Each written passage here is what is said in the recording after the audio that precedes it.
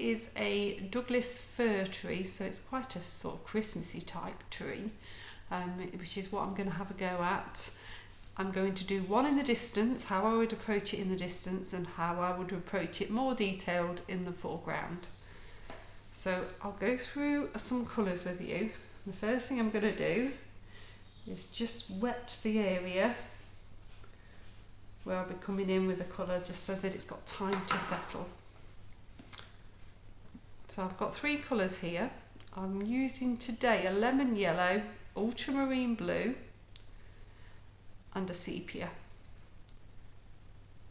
There's lots of ways of mixing different greens, and it's just about looking at that green and saying whether it's cool, whether it's warm, whether it's bluey, or whether it's more green. And once you start to learn that, you can start to choose the yellow that works. Lemon yellow works very well for cool trees.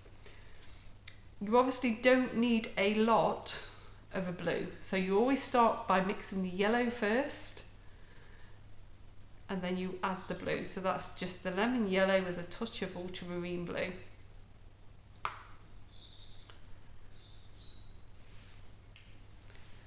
I'm actually going to use my round number 6 because we're doing this smaller in the distance.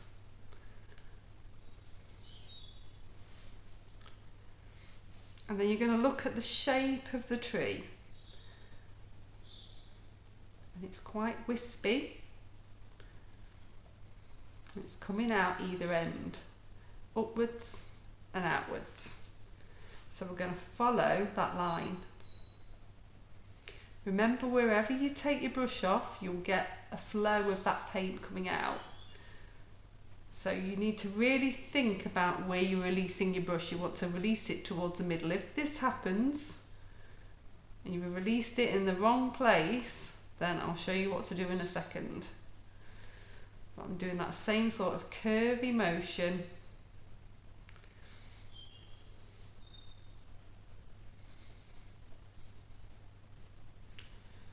Starting with a really nice base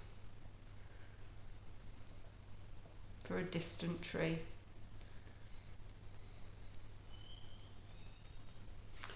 If I dab into a little bit more of the blue, so it wants to have a hint of a bluier mix, I can just then bring in an extra bit of tone into that tree. And it's that same motion, that flicking outwards. As you come higher up, it's just a little bit more neater really. You're just keeping it quite small.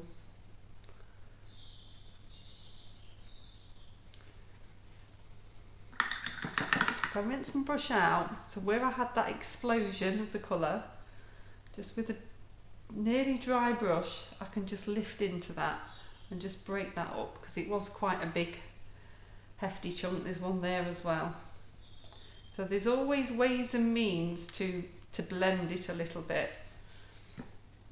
And then with my round number 6, I'm going to put a little bit of sepia. Just dab it off on the kitchen towel if it's flowing a lot. You're doing a distant tree, so you don't want it to be too harsh anyway. I'm just coming through and just breaking that edge, and then just softening the bottom. So that is my distant tree. And then for my more detailed tree, I'm still going to go wet in wet. But then I'll put some detail on once it's dry. So I'm wetting the paper. I've still got this round number 10 loaded up, but when you go bigger and you've got that action, you're always better to go to a flat. You've got that sort of flicky out action, and a flat works great for that. So I'm just making sure I've got this brush fully loaded with plenty of paint, nice and thick.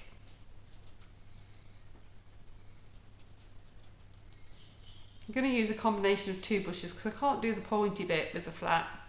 It's using which brush works best.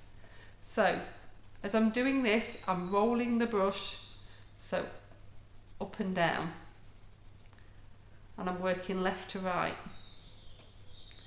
bringing it further as I come further down. So I'm rolling, rolling and sweeping. I can do a little bit here, sweep out. I've got interesting video on the different qualities of blue pigment and what shoots and what doesn't, and that's interesting to watch that one. I'll link it in the description. That will explain a little bit more as to why I've chosen ultramarine blue, because this is not going to shoot too far. So I'm still doing that same sweepy action.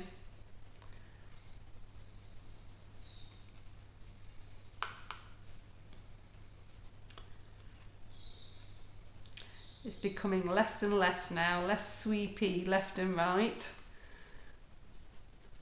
Then it's going up and down.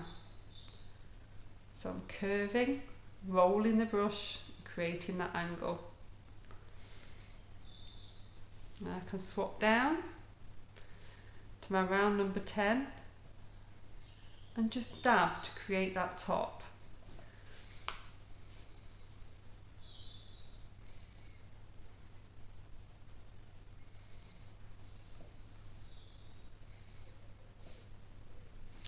So it's giving you a really nice sweepy effect. Now that is a tiny bit dry at the top. I might have missed a bit of water.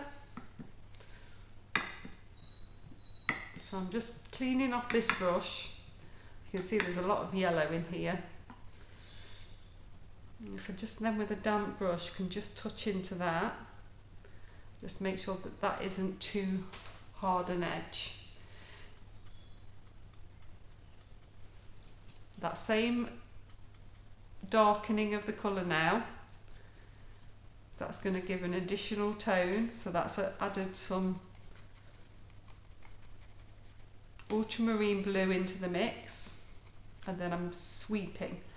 So I'm going left to right and I'm rolling the brush as I go. So do it slow, roll, starting left, rolling round.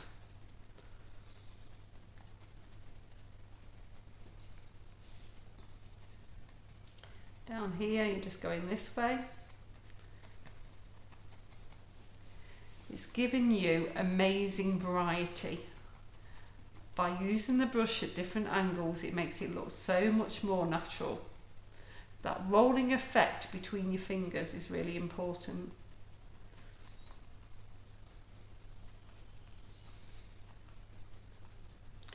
The odd gap works fantastically well.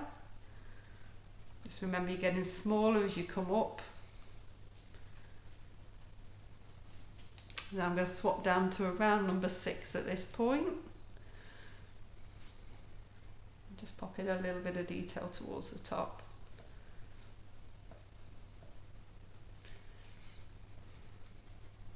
So you've got a lovely combination there of soft edges, and there's an odd little bit of a hard edge that's just starting to work quite nicely. So if I come into the sepia, my round number 10, and then I'm just going to come through and add the trunk in. Now some of this is dry, some of it is still a little bit wet. It works well to do it that way.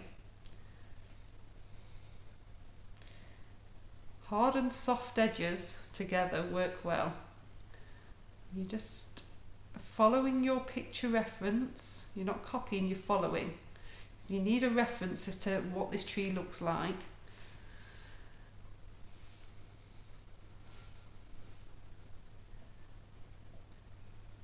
Because all trees are different. All different shapes, and this is what this series is really doing, making you focus on the shapes of trees, how they differ in structure.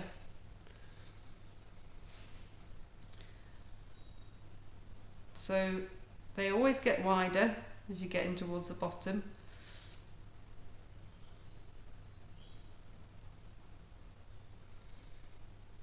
And this is now nearly dry anyway, so it's looking a fabulous tree. I'm going to take a little bit of the blue, the ultramarine blue, and if I take that down one side of this trunk, you're going to end up with a darker side and a lighter side.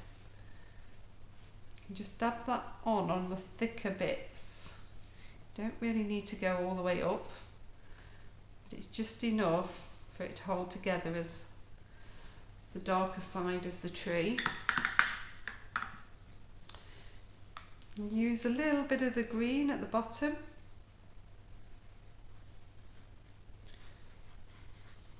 And just sweep that through. And then a little bit of the blue if you want to see where that shadow is on that darker side. So that is a Douglas fir tree, quite like a Christmas tree.